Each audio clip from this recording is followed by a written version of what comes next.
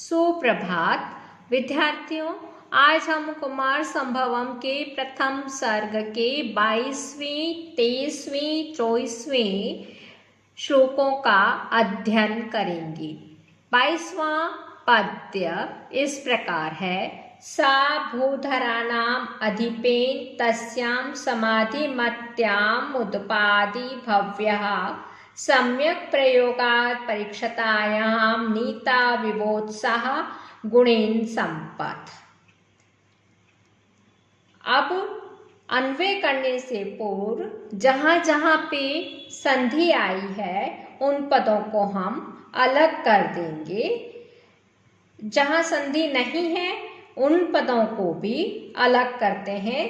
जैसे भूधराणाम अधिपेन, यहाँ संधि कोई भी नहीं है, माँ हलंत है और अधिपेन पद है और मिलके मधिपेन पद बना है।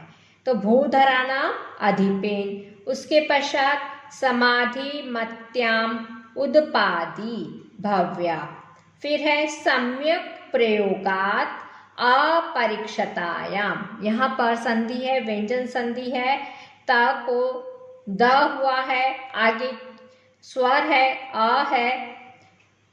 अब इसके पश्चात आ रहा है नीता, तो विवोत्साह गुणेन, यहाँ पे दो संधियां हुई है, संधि विच्छेद होगा नीतौ इव उत्साह गुणेन, नीतौ इव।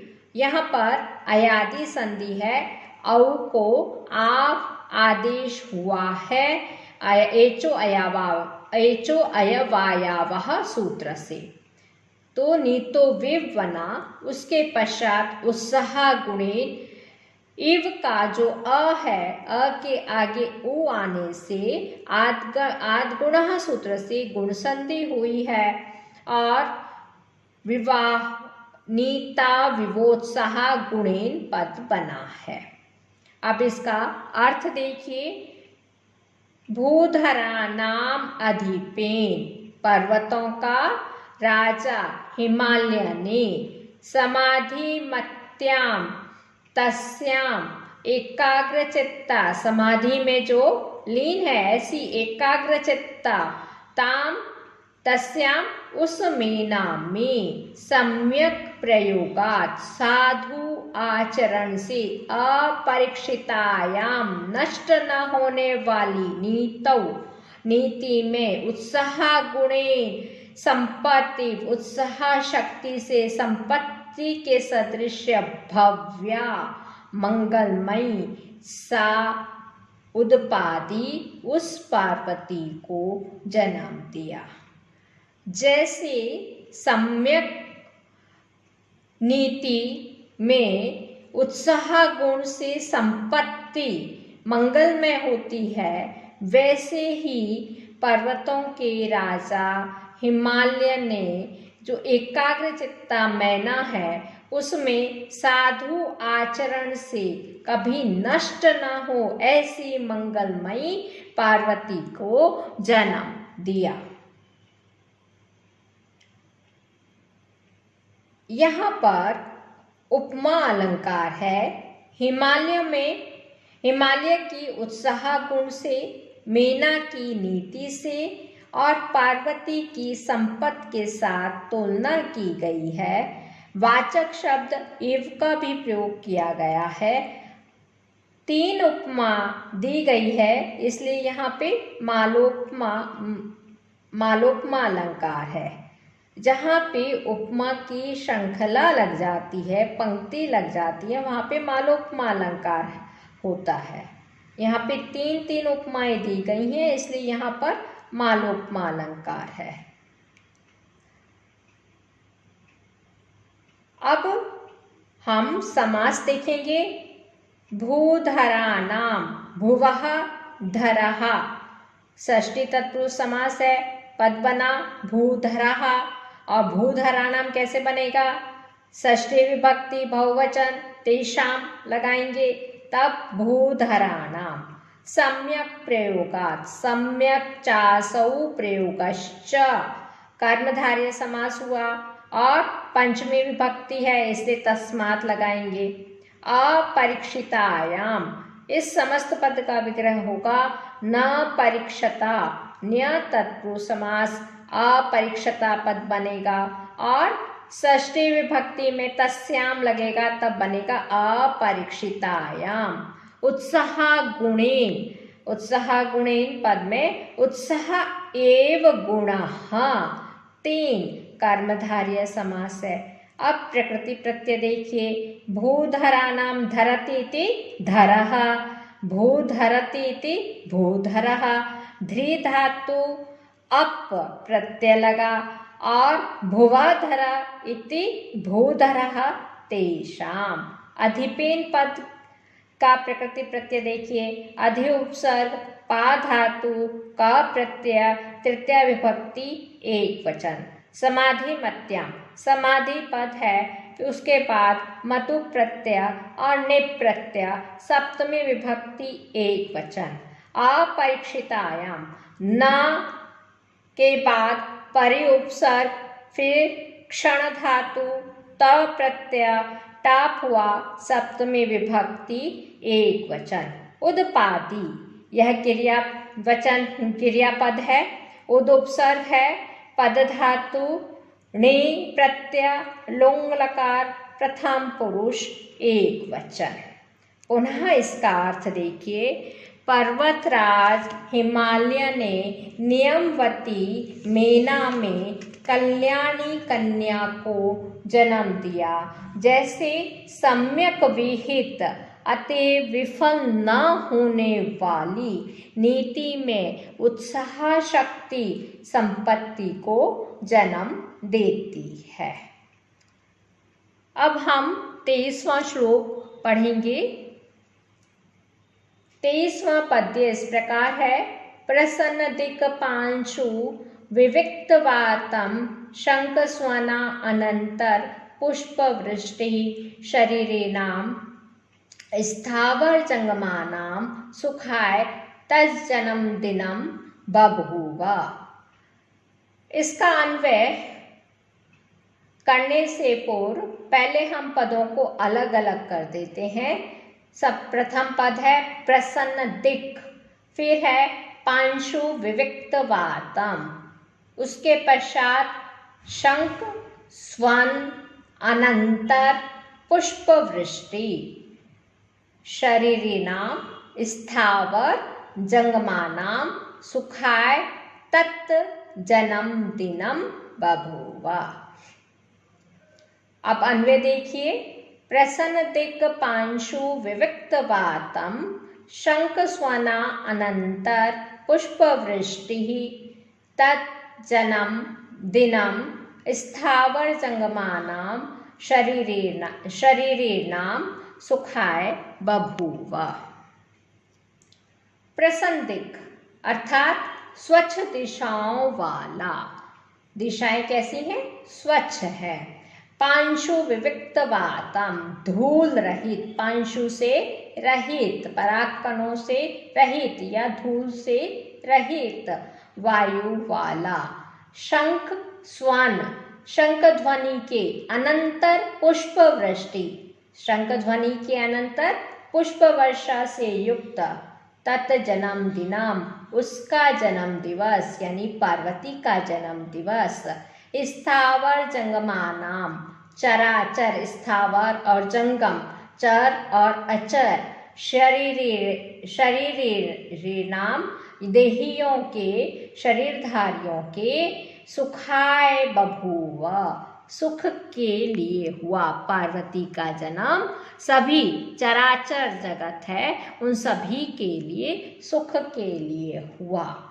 यहाँ शंख की ध्वनि, पुष्प की वृष्टि होना और वायु कैसी है? धूल से रहित वायु बह रही है और दिशाएं भी सभी स्वच्छ हैं। तो ये सब मंगल का ही सूचक है कि, और मंगल का सूचक होने के साथ ही पार्वती का जन्म अपने आप में ही मंगलमय है और सभी इसी कारण वह सभी चराचर जगत सभी के लिए वह सुखकारक भी है। इसमें समास देखिए, सबसे पहले पद आ रहा है प्रसन्नदिक्। प्रसन्नः दिशः यस्मिन् बहुव्रीहि हुआ और तत् प्रसन्नदिक्। फिर आ रहा है पांशु विविक्त वातम। पांशु भी विविक्तः वातः यस्मिन् तत् बहुव्रीहि समास। शंख स्वना अनंतर पुष्प वृष्टि, इसका होगा विग्रह शंखस्य स्वनः। शंख स्वनः षष्ठी तत्पुरुष समास। शंख स्वनात् अनंतरम, ये भी षष्ठी तत्पुरुष समास हुआ। शंख स्वना अनंतरम पुष्प वृष्टि यस्मिन् बहुव्रीहि समास तत्। तत् जन्मदिनम, जन्मनः दिनम षष्ठी तत्पुरुष समास जन्मदिनम। तस्या जन्मदिनम षष्ठी तत्पुरुष समास हो गया जन्मदिनम। षष्ठी तत्पुरुष तत् जन्मदिनम, सब जगह षष्ठी तत्पुरुष समास है और तब जाके बनता है तत् जन्मदिनम, तज जन्मदिनम। स्थावर जंगमानाम, इस समस्त पद का विग्रह होगा स्थावर। स्थावराश्च जंगमना, जंगमाश्च द्वंद्व समास तेषाम। विविक्त पद है, यहाँ पे जो प्रकृति प्रत्यय है वह इस प्रकार से है वि उपसर्ग विज धातु त प्रत्यय। शरीर, शरीरी नाम शरीर, उसके बाद इन प्रत्यय हुआ षष्ठी विभक्ति बहुवचन।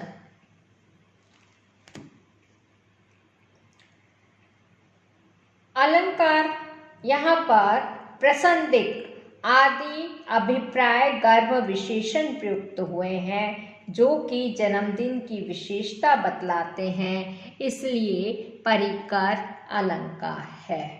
पुनः हिंदी देखिए, निर्मल दिशाओं और रेणु रहित पवन से युक्त शंखनाद के अनंतर पुष्प वृष्टि से सुशोभित पार्वती का जन्मदिन चराचर प्राणियों को सुखकारक हुआ। अब हम 24वां श्लोक पढ़ेंगे। 24वां पद्य इस प्रकार से है। तया दुहित्रा सुतराम सवित्री स्फुरत् प्रभा मंडलया चकासे विदुर भूमिर्नव मेघ शब्दादुभिन्नया रत्नशलाक्येव। पदों को अलग करते हुए देखें। तया दुहित्रा सुतराम सवित्री, फिर आ रहा है स्फुरत् प्रभा मंडलया चकासे विदुर भूमि नव मेघ शब्दात, और फिर आ रहा है उद्भिन्नया रत्न शलाकया इव। यहाँ पे रत्न शलाका धन इव, यह संधि विच्छेद है, गुण संधि है। और उससे आगे शब्दात उद्भिन्नया, त को द हुआ है, आगे क्या आ रहा है, स्वर आ रहा है। यहाँ पे व्यंजन संधि है और अब इसका अन्वय करते हैं। स्फुरत् प्रभा मंडलया तया दुहित्रा सवित्री विदुर भूमि नवमेघ शब्दात् उद्भिन्नयः रत्नशलाकया एव सुतराम चकासे। अर्थ देखिए। स्फुरत् प्रभा मंडलया, चमकते हुए तेज पुंज से युक्त। स्फुरति प्रभा, चमकते हुए तेज पुंज से, पुंज मंडलतया का अर्थ है तेज पुंज से युक्त। तया दुहित्रा, उस पुत्री से, सवित्री माता ने, विदुर भूमि रत्न भूमि नव मेघ शब्दात, नवोदित मेघ के गर्जन से।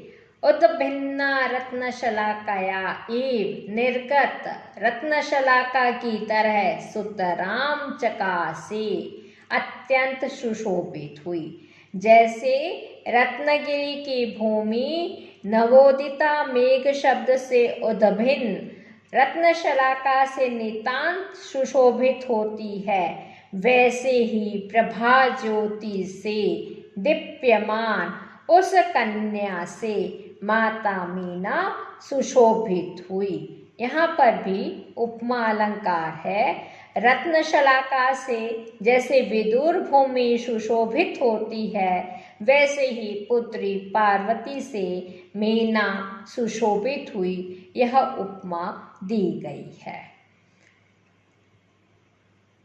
आगे समस्त पद देखिए। स्फुरत प्रभा मंडलतया, इस समस्त पद का हम विग्रह करेंगे तो होगा प्रभानाम मंडलम इति प्रभा मंडलम, षष्ठी तत्पुरुष समास।